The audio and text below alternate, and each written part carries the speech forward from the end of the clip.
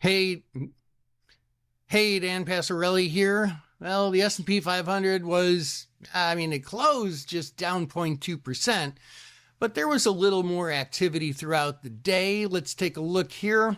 The S&P 500, as measured by SPY, got down as low as 632.95, closing about $5 above there, 638.11. In heavier trading than we've seen lately, but for a day of this range and a day with a long red wick to the downside, it's still kind of light volume. So I pulled up on balance volume, and wouldn't you know it, we've got a classic divergence here, just like the one we have in RSI, which is very, very interesting to me. Typically, when we have in the underlying a high and then a higher high, but then we have a high and a lower high, a high and a lower high, that you tend to go in the direction of the indicators instead.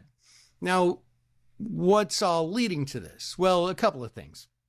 The market sold off a little bit earlier today, partially because of some retail earnings, but also partially because Trump was talking about investigating and maybe wanting to fire one of the Fed people over a mortgage fraud, something or other. You can Google it and look into that if you'd like.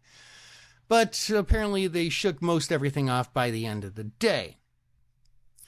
Now, this is also ahead of the Jackson Hole Economic Symposium that gets well underway tomorrow, with lots of talking, and some people are expecting a lot out of it. We'll see what ends up coming out of it. But right now, the Fed funds contract at CME Group, they're expecting about an 81% chance of a 25 basis point cut. Now, those expectations could change with the summit, but, we're still a month away from the next Fed meeting, so there's a whole lot of time for a whole lot of other things to play out between now and then. Now, there's another thing I want to talk about today, unrelated to general macroeconomics, and that is I want to talk about a stock that goes by PPC, that's Pilgrim's Pride Corp. So this is a stock, I've been in it for a bit. It's an interesting stock. It doesn't pay regular dividends. It paid a really big one back in April, and it paid another one that just went X today. It was a special dividend of $2.10. Now, there's a couple of interesting things about that. I like to sell covered calls on stocks like this that I hold. Gosh, I love selling covered calls on stocks like this that I hold. And I was short the 55 strike calls.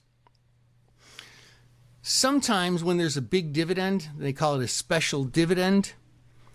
Sometimes what will happen is it's just a big dividend, and the stock, if it opens unchanged on the X date, then it actually opens down by the amount of the dividend, which seems kind of counterintuitive. Like, let's say the stock's at, we'll use similar numbers to this. The stock's at 50, it's $1 dividend. If it opens unchanged the next day, it opens at $49, lower.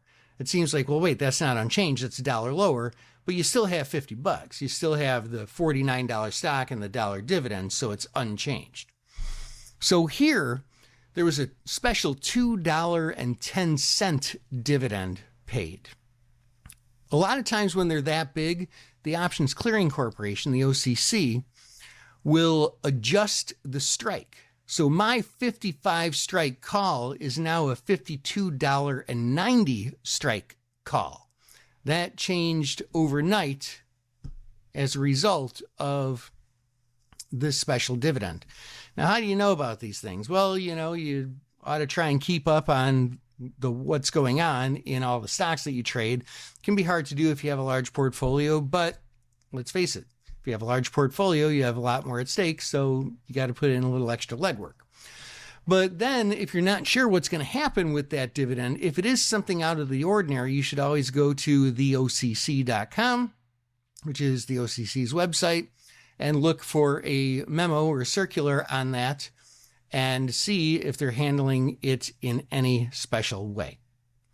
Hope that helps. This is Dan Passarelli. Trade smart.